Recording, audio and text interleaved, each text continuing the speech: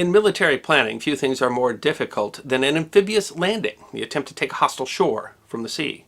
In addition to facing the obstacles of assaulting prepared defenses, of dealing with difficult terrain, and dealing with the normal capriciousness of the ocean, amphibious landings are particularly difficult because they require close coordination between forces of the land, sea, and air.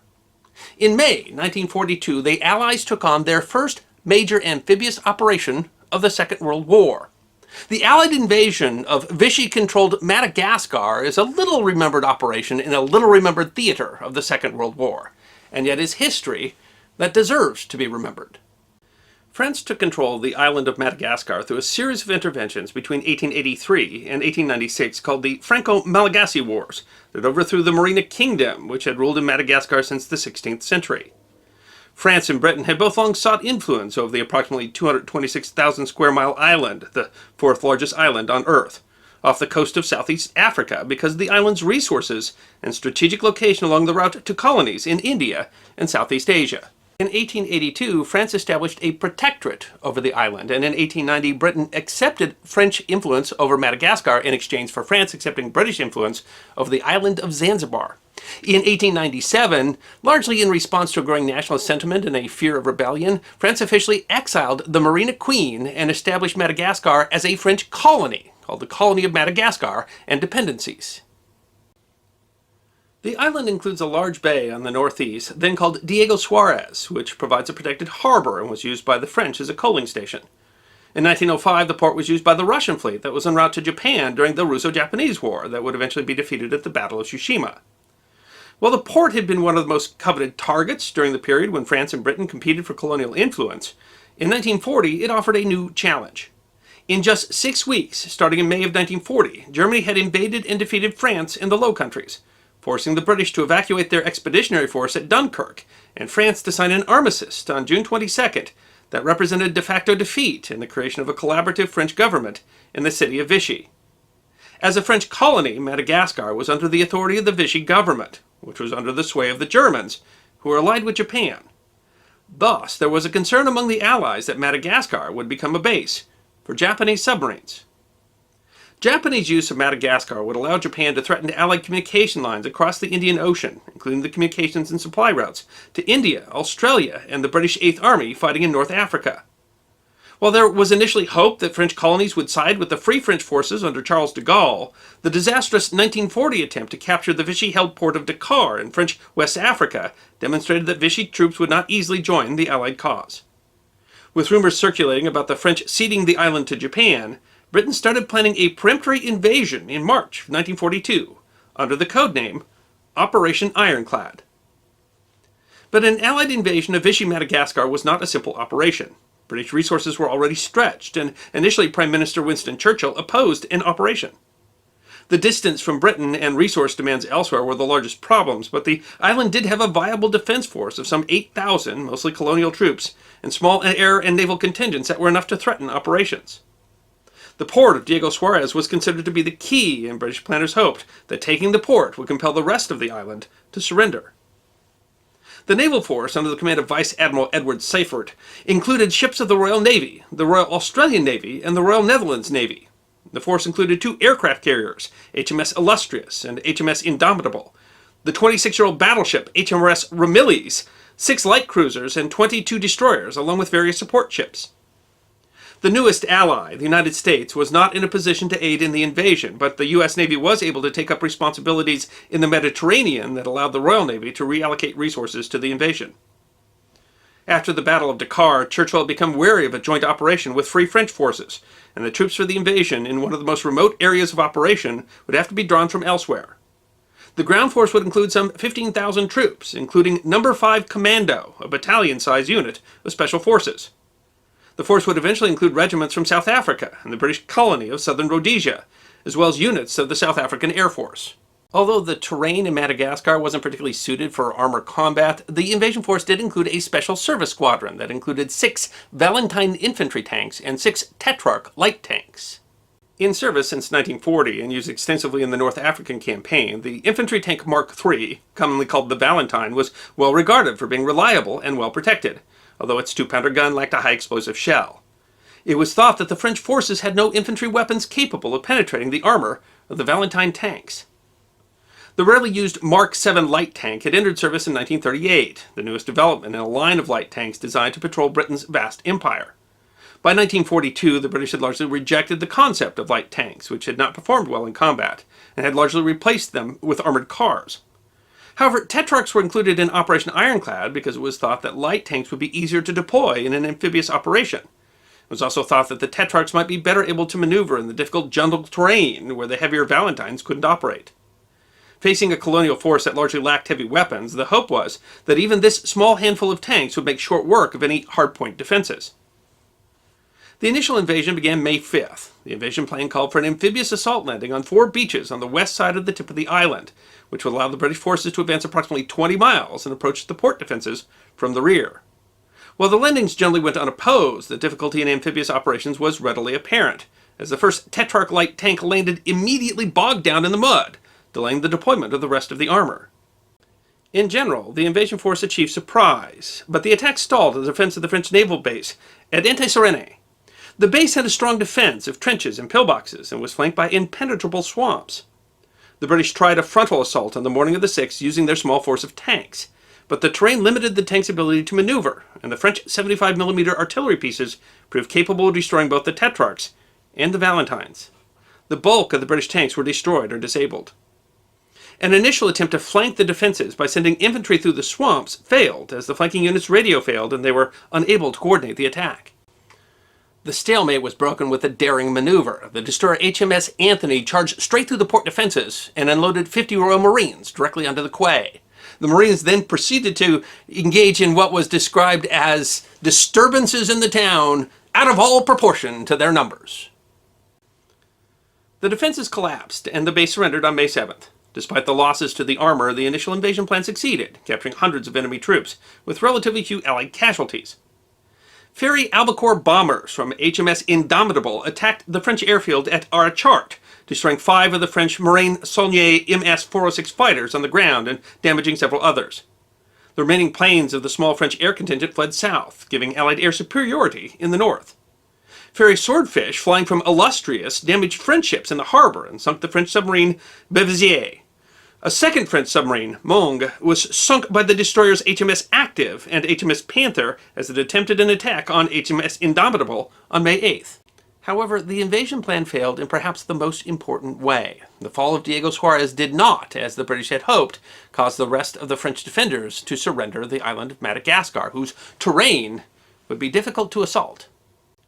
Moreover, the bay was essentially a peninsula cut off from the rest of the island, allowing poor transportation routes to continue the invasion. This allowed the French to move their forces relatively easily between the other major towns on the island, while the Allies would have few avenues of attack. The operation did not appear to be the quick victory that the Allies had hoped for. On May 29th, the Japanese entered the fray. A Yokoshima E-14Y reconnaissance plane launched from the submarine I-10 located the Ramillies in the bay. In fact, there were 3 Japanese submarines operating in the area, I-10, I-16, and I-20. The Japanese decided to make an attack on Ramillies using Type A Kohyotoke midget submarines carried by I-16 and I-20. Submarines of the same type had been used in the attack on Pearl Harbor in December 1941. One of the 2 midget submarines managed to enter the bay of Diego Suarez, firing 2 torpedoes. The first sank an oil tanker, and the second struck Ramillies, just forward of her 8 turret on the port side, tearing a large hole in the hull and causing extensive flooding. Damage control teams were able to save the ship, which was able to sail to Durban, South Africa for repairs. The then 26-year-old vessel was considered aged, but the engineers in Durban noted that the Ramillies is in exceptionally good shape, and I should wonder whether or not the capital ships of today, with their lighter scantlings, would survive a blow as well as this old girl, some 26 years after they were built. Ramillies would survive and eventually take part in the Allied invasion of Normandy in 1944, but for now, the British trying to capture the rest of Madagascar would be without the services of a battleship. One of the midget submarines grounded on shore, and the 2-person crew moved inland, where they were killed in a firefight with Royal Marines. The second was apparently lost at sea, and the body of a crew member eventually washed up on shore. A day after that attack in Madagascar, 5 Type A midget submarines made a similar attack on Sydney Harbour in Australia, sinking a depot ship and killing 21 sailors. The Allies had hoped for a quick victory in Madagascar, and many of the units used for the invasion were needed elsewhere. Squadrons of the South African Air Force took over the airfield at Arachart, allowing Indomitable to be sent to the Mediterranean for an operation to resupply the Isle of Malta in July. Illustrious also left in July, taking part in a diversionary operation in support of the U.S. invasion of Guadalcanal, although she stayed in the Indian Ocean and her planes participated in later actions on Madagascar. Many of the British ground troops were sent to India and North Africa, replaced with troops from South Africa and British Rhodesia. Eventually, 3 additional amphibious operations, codenamed Stream, Line, and Jane, were undertaken in September. The French did not formally surrender the island until November 8th. The Allied invasion of Vichy Madagascar is relatively forgotten among all the many operations of the Second World War, and in fact, the Indian Ocean theater is almost forgotten in that far-flung war. But the first major Allied operation to coordinate land, sea, and air forces was important. The Allies established bases all over the island and, of course, denied those bases to the Japanese, and that allowed the Allies to dominate the India-Persia corridor, which was a critical line of supply and communication between places like India, Australia, and the Allied forces. And the planning for the invasion and execution taught the Allies many lessons that would be valuable as they planned further amphibious operations in Africa, Europe, and the Pacific. And the Vichy defense of Madagascar is really quite impressive, given the circumstances. The Vichy in Madagascar withstood the Allied invasion for a longer period of time than the French army withstood the German invasion of France in 1940. On November 8, 1942, this very same day that the Vichy governor of Madagascar officially surrendered, Vichy troops in Algeria and Morocco were facing another Allied amphibious invasion, Operation Torch, where 107,000 Allied troops were invading French North Africa, the first step in the long process of liberating France. Iceland is an island in the North Atlantic of approximately 103,000 square kilometers. Its population of about 350,000 people today makes it the most sparsely populated nation in Europe, and in 1940, its population was just 1/3 that number. Iceland had gained independence from Denmark in 1918 through the Danish-Icelandic Act of Union. In the act, the two states had formed a personal union, meaning that Iceland recognized the King of Denmark, but Iceland gained full control of state affairs.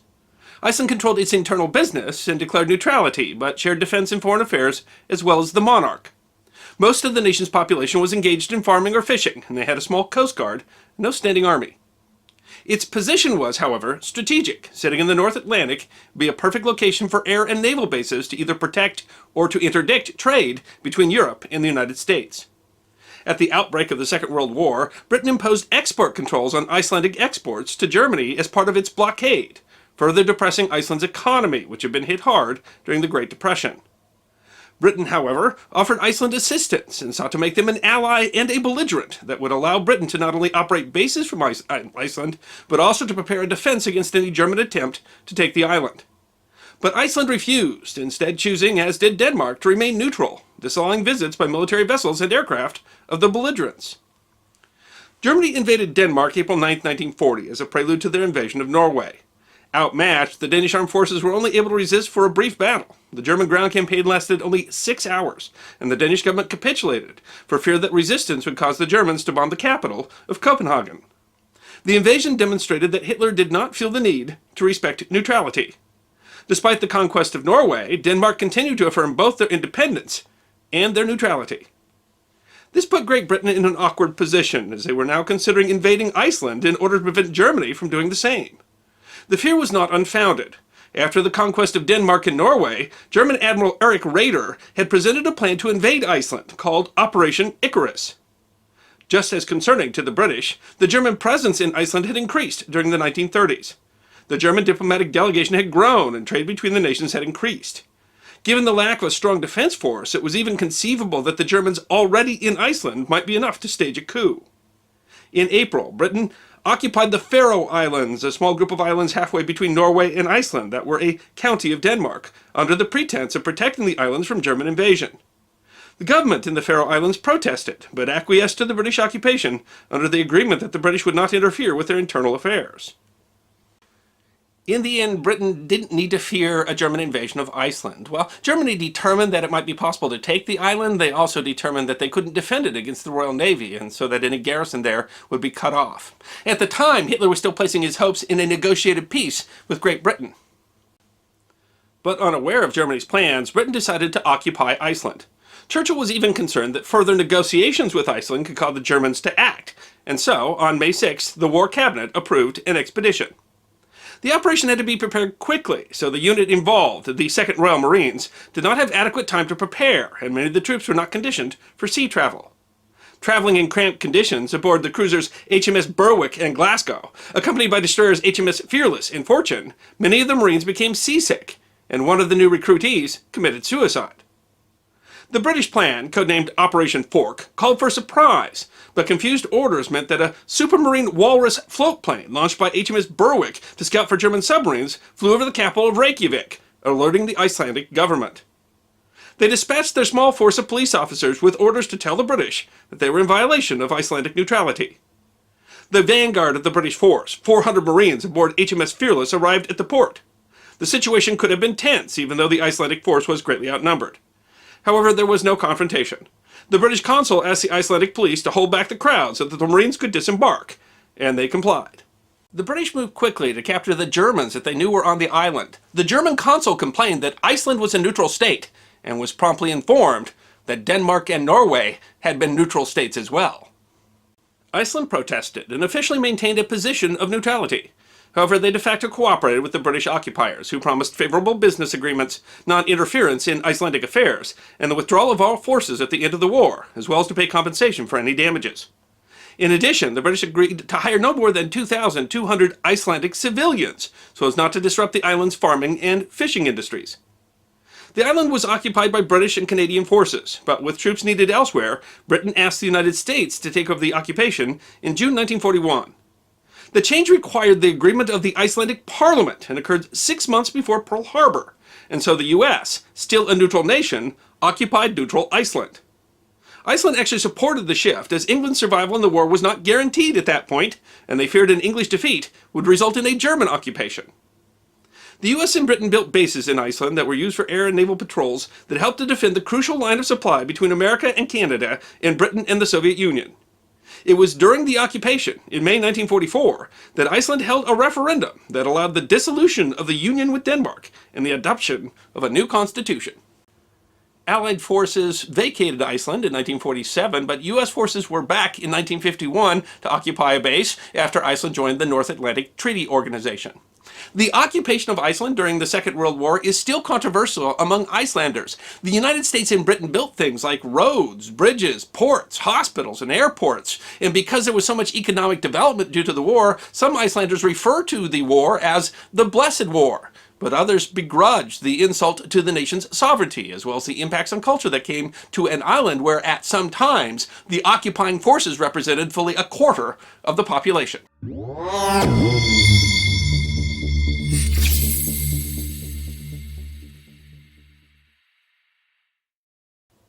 Horses and humans have been living and working side by side for thousands of years, whether they were carting goods, carrying people, or carrying soldiers into war. Some equestrians believe that the finest war horses ever bred were bred for Austrian royalty, the famed Lipizzaners, the white or dappled stallions who were known for their dancing feet and classical dressage skills.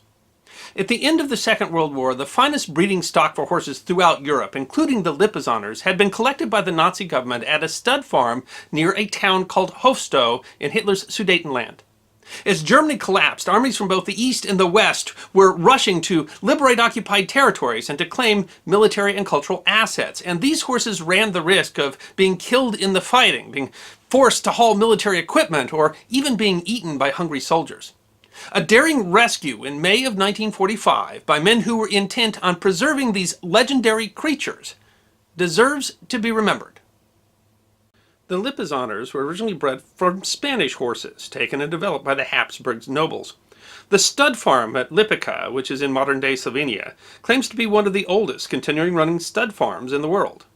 Established around 1580, the horses bred at the farm were destined to be highly trained mounts with the skills of classical dressage, movements developed from the behavior of horses in the wild. When the Lipizaners are born, they are black and their coats usually lighten as they mature. Sometimes the horse will retain its black coat, and such animals can be highly prized. Alongside the stud farm, the Spanish riding school was developed by Austrian Archduke Charles II in Vienna, Austria, to train the Lipizaners. The name of the school references the origin of the horses, not the location of the school. It had a luxurious indoor arena constructed to show off the skills of these highly trained animals, and included chandeliers, boxes for nobility, and a portrait of Emperor Charles VI. A former Olympian named Alois Podolsky was head of the Spanish school during the Second World War. He relocated the horses from the Spanish school from Vienna to the Austrian town of St. Martin as fighting threatened to overtake the school and threaten the horses. But he faced constant challenges trying to stable the horses in the war-torn region as fodder and oats became more and more scarce. When the Nazi Party was coming to power in Germany in the 1930s, Gustav Rau was appointed a master of horses for the German army.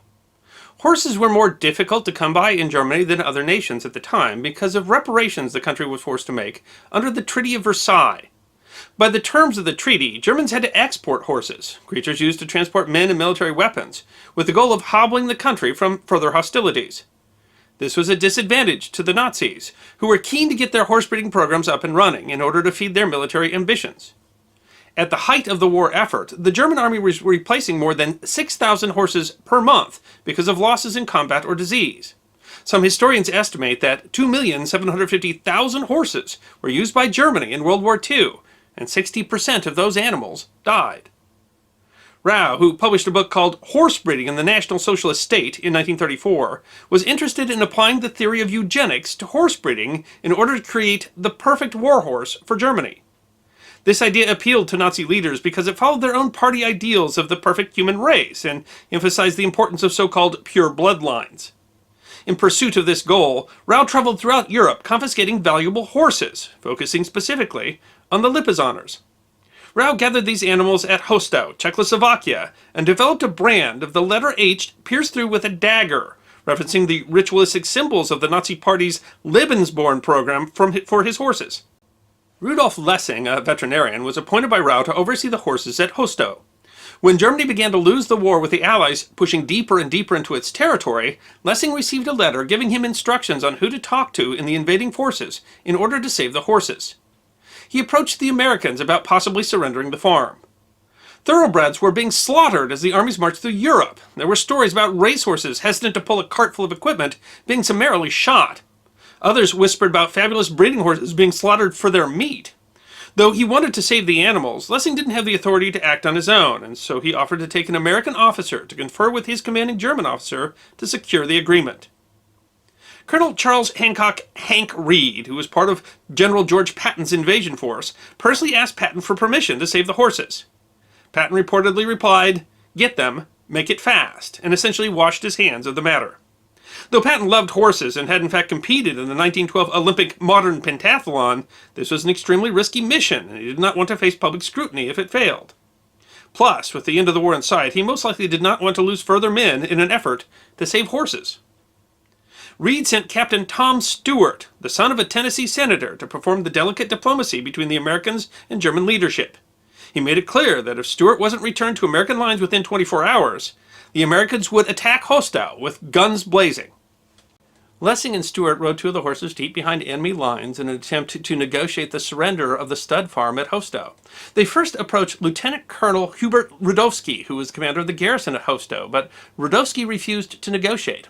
According to Elizabeth Latz, who's the author of the book The Perfect Horse, the Daring U.S. Mission to Rescue the Priceless Stallions Kidnapped by the Nazis, Rudowski told Lessing, "My hands are tied. If I negotiate with the Americans or even let on that one is here, we, all of us, risk being shot as traitors." Despite Rudowski's refusal to negotiate, Lessing wouldn't give up and took the proposition to the area German commander, who at first was also hesitant to surrender the stud farm. But after some consideration, he asked Stewart, "How many panzers can you bring?" indicating his willingness to surrender to more than just one man. Stewart would return to Hostow with a troop of the 42nd Squadron of the 2nd Cavalry, including 2 M24 Chaffee light tanks, a handful of M8 armored cars, and 2 howitzer motor carriages. Each of the men on the mission knew that they were taking a risk, and none wanted to die so close to the end of the war. Lessing and another German officer carried a white bedsheet to signify the surrender of the stud farm, and met the Americans as they marched into the property. Germany's flag was lowered, and the American flag was flown over the stud farm at Hostow.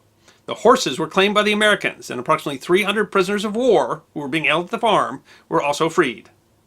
But there was still German resistance in the area. With too few men to defend the school and outpost, Stuart supplemented his small force by arming volunteers among the freed POWs.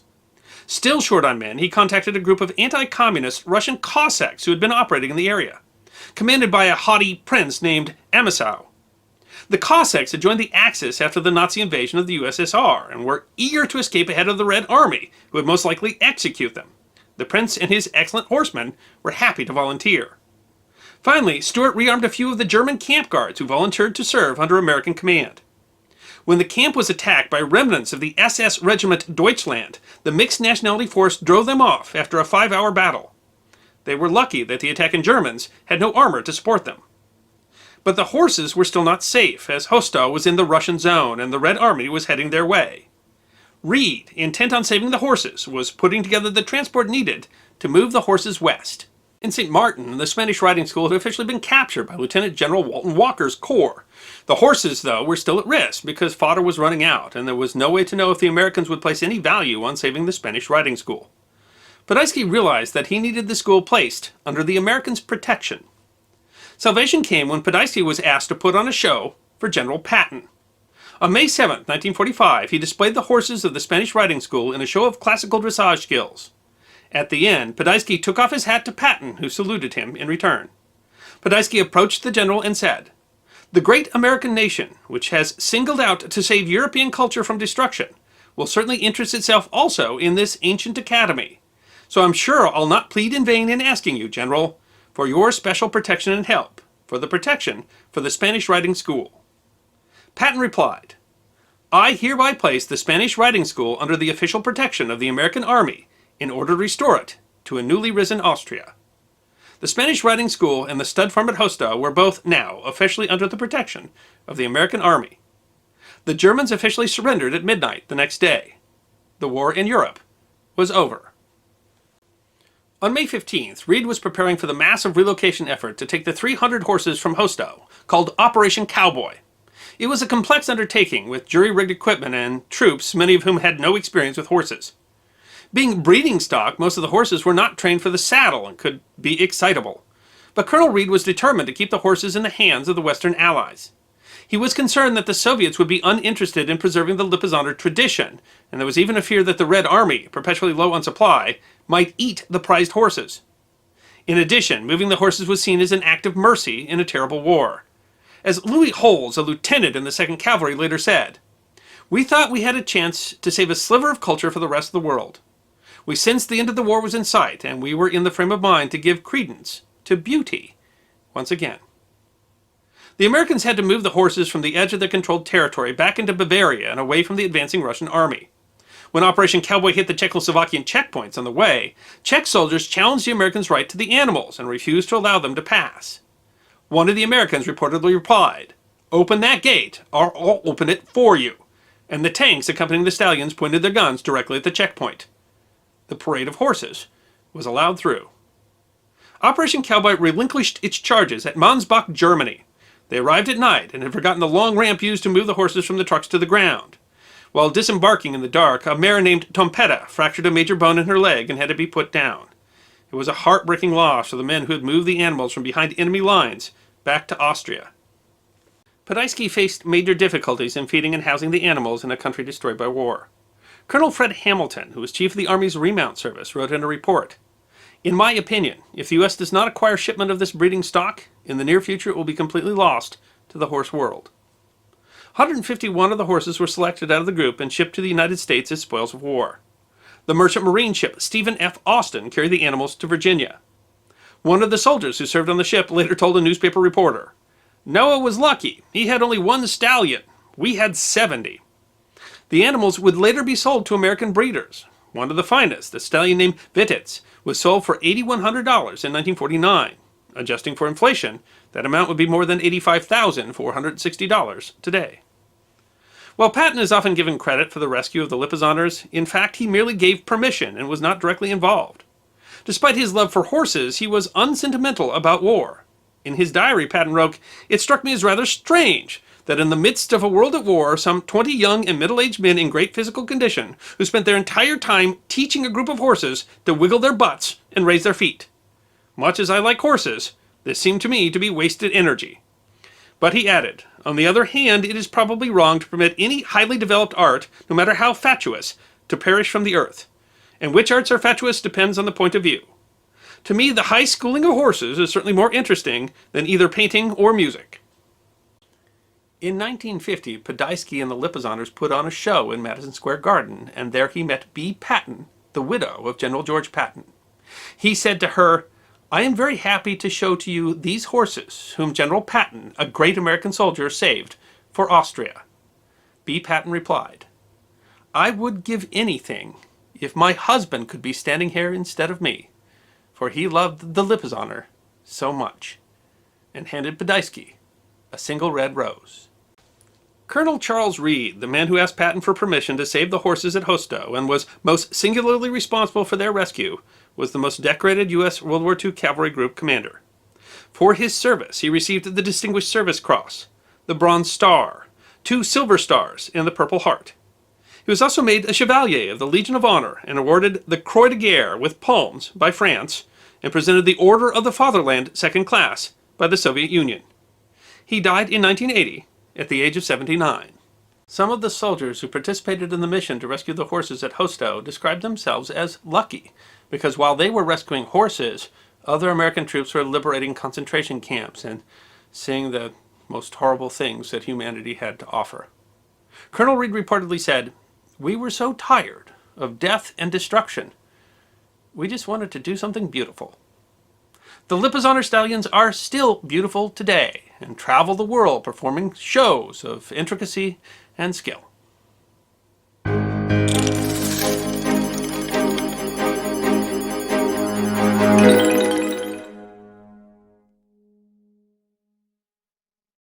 On August 7, 1942, an initial force of some 7,000 Marines landed on Guadalcanal and surrounding islands of the British Solomon Islands, the beginning of a grueling 6-month-long campaign that would eventually cost more than 30,000 casualties on all sides. 10 days after that initial invasion, a newly formed type of Marine unit was sent on a daring raid that would challenge both the tactics and the volunteers of what has been described as the United States' first Special Operation Force. The August 1942 raid on Makin Island by the 2nd Battalion of the Marine Raiders is history that deserves to be remembered. The inspiration for the Marine Raiders were the British Commandos, special units that had been equipped and trained to conduct raids on German-occupied Europe. In the Pacific, Admiral Chester Nimitz, Commander-in-Chief of the U.S. Pacific Fleet, requested units trained and equipped to make raids on the numerous lightly defended Japanese-held islands. The 1st and 2nd Raider Battalions were created in February 1942 by order of the President, acting on a proposal by Wild Bill Donovan, the legendary officer who would go on to lead the Office of Strategic Services. The Raider Battalions specialized in conducting small unit amphibious rubber boat insertions, light infantry warfare, and executing independent raids behind Japanese lines. Central to the formation of the Raiders was an innovative officer, Major Evans Carlson. Carlson had served in the Army in the Mexican Punitive Expedition in 1916 and 17, and then in France during the Great War. He left the Army in 1922 and enlisted in the Marine Corps in 1923, and had earned the Navy Cross in Nicaragua in 1930. Between 1936 and 1938, he'd served as an intelligence officer in China, acting as an observer with the Chinese forces fighting the Imperial Japanese Army. He had not only learned about Japanese army tactics, but had been impressed by guerrilla tactics used by the Chinese Communist forces fighting them. His experience led him to resign his commission in 1939 in order to travel in the United States, writing and lecturing about the dangers of Japanese aggression in the Far East. Carlson rejoined the Marines after the Japanese attack on Pearl Harbor. There were misgivings within the military establishment. Carlson had been sympathetic to the Chinese Communists and had distinctive leftward political leanings. But Carlson had first-hand experience fighting the Japanese army, and more importantly, he had the ear of the president. In 1933, Carlson had commanded the Marine Detachment in Warm Springs, Georgia, where FDR vacationed. There he had formed a relationship with both the president and FDR's oldest son, James Roosevelt. He was able to leverage that relationship both to aid in the proposal to create the Marine Raiders, which was opposed by some core traditionalists, but also to be appointed commander of the 2nd Raiders Battalion, despite concerns about his politics. James Roosevelt, then a captain in the Marine Corps, was made Carlson's second-in-command. The Raider battalions were created from volunteers and given special equipment. The 1st Battalion, under the command of Lieutenant Colonel Mayor Edson, trained along traditional lines of Marine organization and discipline and pioneered landing tactics using the newly designed high-speed transports created from modified World War I four-stacker destroyers. Given his experience with the Chinese Communist forces, Carlson took a less traditional approach. He created a force that was less hierarchical, focusing on team building and something called ethical indoctrination that stressed to his men what they were fighting for and why. He also changed the structure of the Marine organization. Traditionally, the basic fighting unit had been an 8-man squad. Carlson instead used 10-man squads that consisted of a squad leader and 3 fire teams. Because of the nature of jungle warfare, his fire teams were built around volume of fire, with each team including a man armed with a Browning automatic rifle, a man armed with a Thompson submachine gun, and a man armed with an M1 rifle. To his unit, Carlson emphasized the term gung-ho, which he'd gotten in China. In Chinese industrial cooperatives, the word gung-ho roughly meant working together, although the American pronunciation and meaning was actually quite different than the way that it was used in China. Eventually, the term was adopted throughout the Marine Corps, represented spirit and enthusiasm. Edson's 1st Raider Battalion were among the first to land as part of the Guadalcanal campaign on August 7th, landing on the island of Tulagi. They saw distinguished service in the campaign, notably in the September 1942 Battle of Edson's Ridge. But Carlson's 2nd Raiders were assigned to an operation that would test the philosophy of these new types of units. They were to raid a small, lightly defended island in the Gilbert Island chain, then called Makin Island. Part of a small atoll in the Gilbert chain, Makin Island was exactly what Nimitz had meant when he described lightly defended, Japanese-held islands. First occupied by the Japanese in December 1941, the island was the location of a Japanese seaplane base. The seaplanes would conduct long-range reconnaissance, and the tiny island held a mixed force of only some 70 defenders responsible for tending the float planes. Guam and the Aleutian island of Attu had also been considered for the raid, but both were too heavily defended and too far away from the Solomons to likely draw off reinforcements from Guadalcanal. 211 Marines of the 2nd Marine Battalion were to embark on 2 submarines, USS Argonaut and USS Nautilus, land on the island via rubber boats, and attempt to defeat the Japanese garrison, gather intelligence, and destroy the facility and its aircraft. Raider Ben Carson noted that the raiders had never trained on a submarine, and most had never been on one before the raid. The hope was that the attack would draw Japanese forces away from the Solomon Islands in the Guadalcanal campaign. The raid was scheduled for August 17th. 10 days after the initial invasion of Guadalcanal. The raid experienced difficulties from the outset. The raiders were embarking on LCRLs, or landing craft, rubber, large.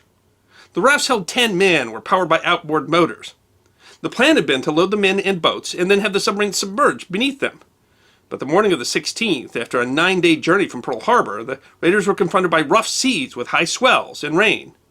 It took much longer to prepare and load the boats than it had been in training, and some boats with equipment and supplies were washed away. Instead of being able to load everyone and have the submarine submerged beneath them, the boats had to be lowered over the side of the submarine. In the rough surf, the onboard motors became swamped. The Marines were forced to paddle in the surf.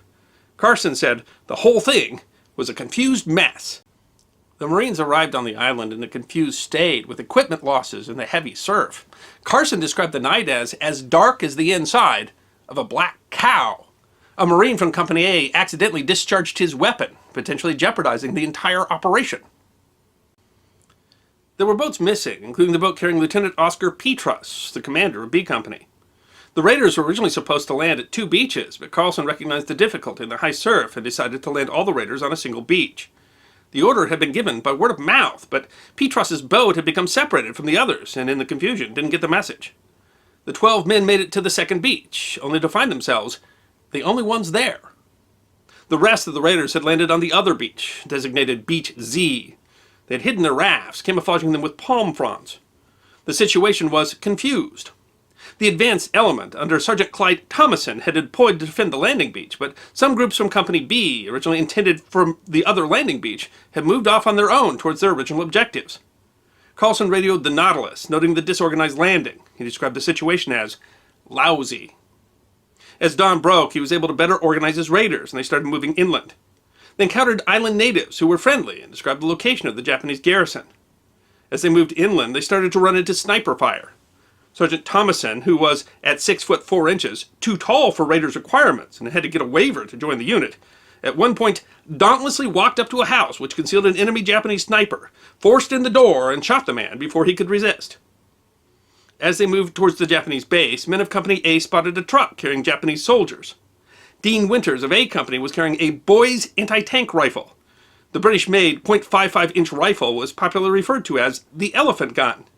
He said, "I hit the deck, braced myself, and fired, hitting the truck and the radiator. Steam poured out, and several Japs tumbled out." More Japanese soldiers arrived on foot, and Sergeant Thomason arranged his squad in a horseshoe formation, preparing for a Japanese attack.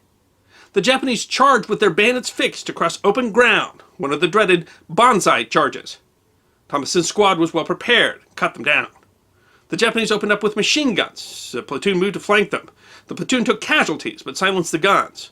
The action was over in 30 minutes. The Raiders were exhausted and had taken casualties. The Raiders were still pinned down by sniper fire. Sergeant Thomason, who had served an enlistment in the Marines between 1934 and 1939 and had re-enlisted after Pearl Harbor, was killed by a sniper. He had exposed himself to fire to draw fire away from his men. The snipers were targeting squad leaders, radio operators, and even medics who removed the Red Cross armband so as not to be targets. The Raiders became bogged down by snipers in what became known as the Battle of the Breadfruit Trees. At Roosevelt's orders, the Argonaut and Nautilus used their duck guns to sink 2 vessels in the harbor, a transport and a gunboat. The vessels were sunk, but it wasn't clear if the transport had been carrying troops, and if so, what had become of them. Carlson could no longer be sure of the size of the force that he was facing. Some snipers snuck through the perimeter, attacking the Raider command and aid post. James Roosevelt was at the post directing operations as Carlson had moved forward to encourage his men. At one point, Roosevelt himself had to return fire against the snipers and received a light wound. While Carlson and Roosevelt were dealing with snipers, Lieutenant Petros and his men had moved forward and found themselves in the enemy's rear. They destroyed a vehicle and some ammunition, a base radio station, and killed 8 enemy. Unbeknownst to them, one of those they killed was Sergeant Major Kizaburo Kanemitsu, the Japanese commander. Petros' squad had taken 3 men killed, 2 more wounded. Not able to make contact with Carlson, Petros took his men back to the beach to evacuate to the submarines. A group of Japanese aircraft arrived, forcing Argonaut and Nautilus to dive. They bombed and strafed the Marines. 2 seaplanes landed in the lagoon. The Marines opened fire with machine guns and anti-tank rifles. The smaller plane, Nakajima E-8N Dave, caught fire as it taxied. The larger plane, the Kawanishi H-8K Emily, capable of carrying up to 40 troops, tried to take off to avoid the Raiders' fire. Took off too steeply, stalled, and crashed. Both planes were destroyed, but Carlson could not tell if any reinforcements had made it off the crashed Emily. Under air and sniper attack, unaware of how many enemy he was still facing, and knowing the Japanese would be able to reinforce the garrison sometime, Carlson decided to withdraw. The plan was to uncover the boats and escape to the submarines under cover of darkness. But again, the waves were high and the surf powerful. Only a few of the boats and 80 men, including Lieutenant Petros, made it back to the submarines. Raider Ray Baum recalled, "There were about 10 of us paddling out over the breakers, and we were tipped over 3 times before we got past them. You can't believe when there is danger how you respond to it. The current was pulling us back, but we somehow made it to the sub." But Carlson and about 120 raiders could not make it through the surf. What's more, in the attempt, they'd become exhausted and had lost most of their equipment. Only 20 men who had served as a rear guard were still fully armed. Carlson was unable to raise either submarine on the radio and did not know if they had been sunk or forced to withdraw by the air attack. In fact, the Japanese garrison was nearly annihilated, but Carlson could not know that. By some accounts, in a desperate situation, Carlson made the difficult decision to surrender. A Marine was able to track down a single Japanese sailor, and they handed him a note to take back to his command. But the surrender attempt failed, as the Japanese sailor was apparently shot by another raider who didn't know what mission he was on. But many raiders dispute that that ever happened, arguing, among other things, that Carlson never would have surrendered a unit that included President Roosevelt's son. And there's no mention of an attempt to surrender in the after-action reports. The raiders spent a dismal night, but in the morning they were able to raise Argonaut on the radio. A number of Marines, including Major Roosevelt, were able to make it to the submarines, and Lieutenant Petros carried a message to Carlson with a plan to evacuate the rest of the raiders that evening. It was a dangerous plan, as the Japanese might bring reinforcements at any time. But the submarines could not be caught in the open during the day, with Japanese planes on the prowl. Carlson and his remaining 70 or so men counted their casualties and paid the local police chief to bury the raiders' dead. They also located and burned more than 1,000 barrels of aviation fuel.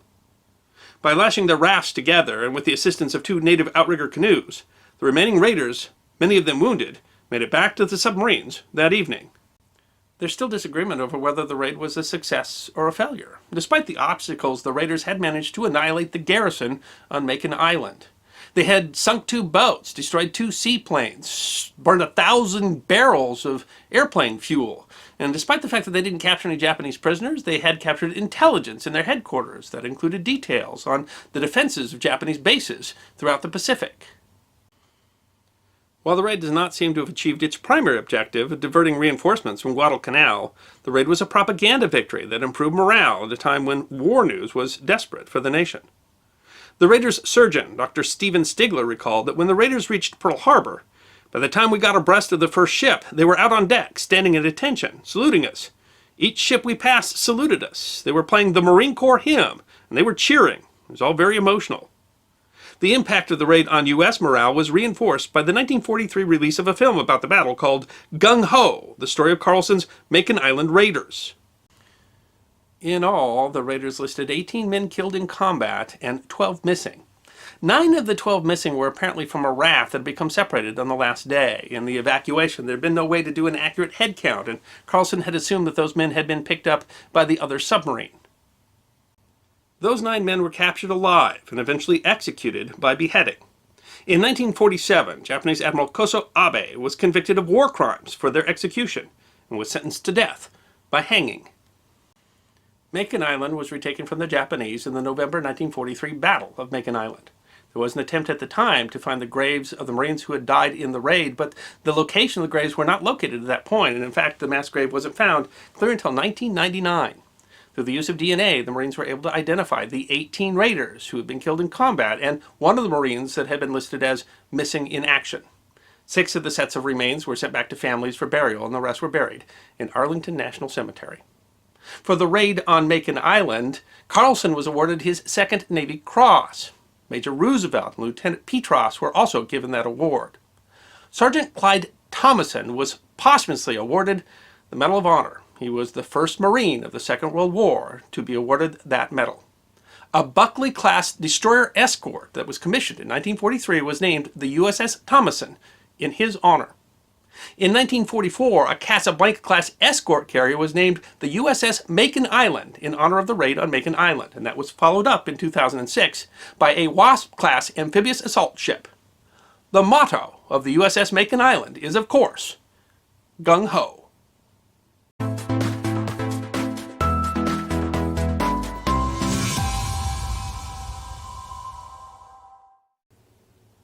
Max Planck was a German theoretical physicist and the winner of the 1918 Nobel Prize in Physics. He made many contributions to the field of theoretical physics, but he's perhaps most well known for his quantum hypothesis. He's generally known as the father of quantum physics. Gerard Kuiper was a Dutch-born astronomer and planetary scientist. In fact, he made so many contributions to our understanding of the formation of the solar system that many consider him to be the father of modern planetary science. But despite their great accomplishments, there's no reason that these 2 men really should have met. They came from different generations, different countries, and rose to be giants in different areas of the study of physics. And yet we know that they did meet, so far as we know, just one time, in May 1945. It is history that deserves to be remembered. In the fall of 1943, the U.S. Army Chief of Staff, General George C. Marshall, suggested the creation of a secret intelligence operation under the auspices of the Manhattan Engineer District, which was essentially the Army component of the Manhattan Project. The purpose of the program would be to send Allied scientists to interview scientists in occupied Italy to better understand Germany's progress on nuclear weapons. Marshall's memo stated, "The scope of inquiry should cover all principal scientific military developments, and the investigation should be conducted in a manner to gain knowledge of enemy progress without disclosing our interests in any particular field." The mission was intended to be kept secret. The Allies were afraid that if the Axis figured out that the Allies were interested in nuclear weapons, that would spur the Axis to accelerate their own programs. To maintain secrecy, the very small project was staffed entirely by the Office of Naval Intelligence, Army Intelligence, the Office of Scientific Research and Development, and scientists of the Manhattan Project. The whole project was under the auspices of Brigadier General Leslie Groves, who was the U.S. Army engineer who was in overall charge of the Manhattan Project. The project was given the name Alsos, apparently suggested by the scientists. Groves only became aware of the genesis of the name later. Alsos is Greek for grove. The general was not impressed by the scientists' humor. Codenames were intended to be obtuse in order to hide their intent, and nothing was more secret than the Manhattan Project. But he decided it would draw even more attention to change the project name. While the original mission was in Italy, the mission would eventually extend to France and Germany. The idea was to send qualified scientists with the military advancing through Europe and task them with learning how close Germany was to developing its own atomic weapon. In January 1945, Gerard Kuiper joined the team. Kuiper had been born in the Netherlands in 1905, the son of a tailor. He had extraordinary eyesight as a youth, a trait that led him into the field of astronomy. He studied at Leiden University in the Netherlands and earned his doctorate in 1933, doing a doctoral thesis on binary stars. While pursuing his degree, he had corresponded with American astronomer Robert Grant Aiken at the University of California. After obtaining his doctorate, Kuiper moved to the United States to become a fellow at the university's Lick Observatory near San Jose. He married an American, became an American citizen in 1937. In 1943, Kuiper was working at the University of Chicago, and he took a leave of absence to go work for the Harvard Radio Research Laboratory to help develop countermeasures for radar. That work took him to London, and there Kuiper, who had grown up in the Netherlands and spoke fluent German, joined Alsos. The great surprise of the Alsos project was that the Germans were not very far along at all in their bomb development. By the time that Kuiper joined the project, it was less focused on trying to gain German technology or thwart their bomb development and more about collecting up German nuclear scientists before the Russians could get their hands on them. Their search continued even after Germany's unconditional surrender on May 8th, a chaotic time. On May 16th, 1945, the search found an unexpected subject. Dr. Richard Pohl, a physicist at the University of Göttingen, had an idea about the location of one of Germany's most renowned physicists, Max Planck. Max Planck was born in northern Germany in 1858, the son of a law professor. He came from a family of intellectuals. A brilliant man, he was a gifted musician and composer, but chose not to make it his career. Instead, he chose to study physics. One of his professors tried to steer him away from the field, telling him that in the field of physics, almost everything had already been discovered. But he persisted. Planck earned his doctorate by the age of 22. In 1900, while a professor at what was then called Friedrich Wilhelm University in Berlin, Planck offered an answer to explain a question about so-called black body radiation. His answer, eventually called Planck's law and its derivatives, Planck's postulate and Planck's constant, were able to deduce the relationship between energy and the frequency of radiation, the basis of quantum physics. The work, proposed in 1900 and published in 1901, was, in the words of physicist Max Born, the most revolutionary idea which has ever shaken physics. That idea was published by Max Planck 4 years before Gerard Kuiper was even born. By the 1920s, Planck was considered one of the most important scientists in the world and the highest authority of German physics. He was Dean of Berlin University and a leading member of the Prussian Academy of Sciences, the German Physical Society, and the Kaiser Wilhelm Society for the Advancement of Science. He retired from the University of Berlin in 1926. When the Nazis rose to power in Germany in 1933, Planck was 74 years old. He was unwilling to take a direct stand against the Nazis. When another physicist asked him to gather scientists to take a public stand against the treatment of Jewish professors, he responded, "If you are able to gather today 30 such gentlemen, then tomorrow 150 others will come and speak against it, because they are eager to take over the positions of the others." While he tried to keep the Kaiser Wilhelm Society from open conflict with the Nazis, he tried to speak on behalf of a member, Fritz Haber, winner of the 1918 Nobel Prize for Chemistry, to the new Chancellor, Adolf Hitler.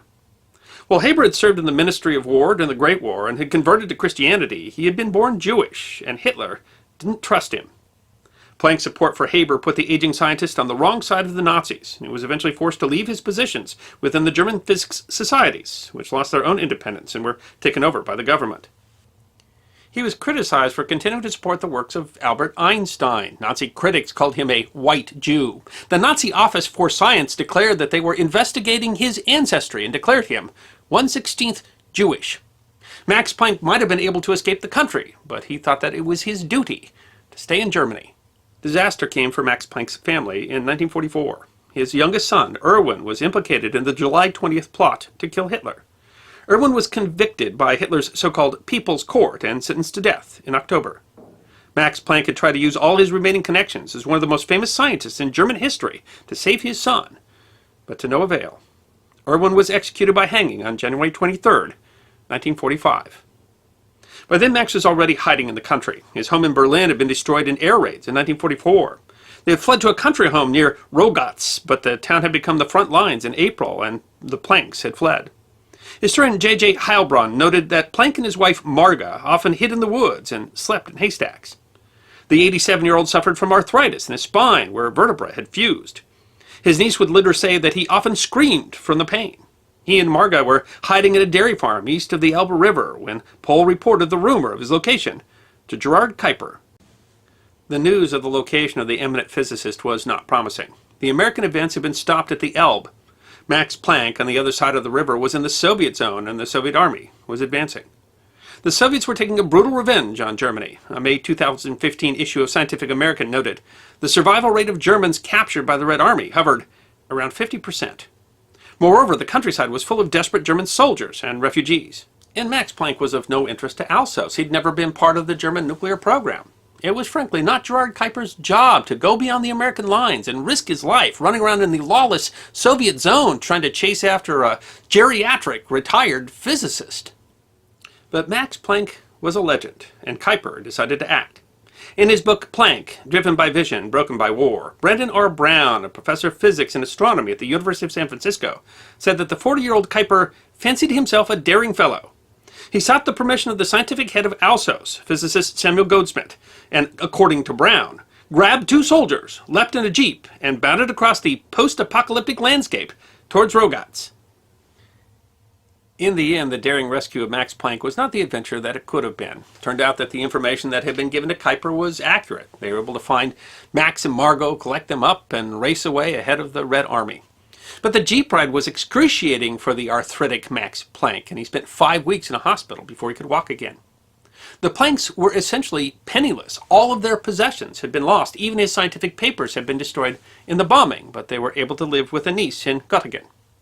Max Planck passed away in October 1947 at the age of 89. One of the burning questions for Alsos was what to do with the captured German scientists. In the end, they decided on a policy of intern and monitor. Their accommodations were thoroughly bugged to listen into their conversations. The conclusion was that Germany was never close to an atomic weapon. When America dropped atomic bombs on Japan in August 1945, Leslie Groves later said that the Germans struggled to comprehend how the Allies had done, but they could not. Gerard Kuiper went back to the University of Chicago and eventually founded the Lunar and Planetary Laboratory at the University of Arizona. He made many contributions to planetary science, infrared astronomy, and our understanding of the foundations of the solar system, including discovering Uranus's satellite Miranda and Neptune's satellite Nereid. He helped to identify landing spots for the Apollo program. Gerard Kuiper died of a heart attack in 1973. That this one eminent scientist risk his life in time of war to rescue another eminent scientist just because he thought he should represents perhaps the best in humanity. Certainly it is history that deserves to be remembered.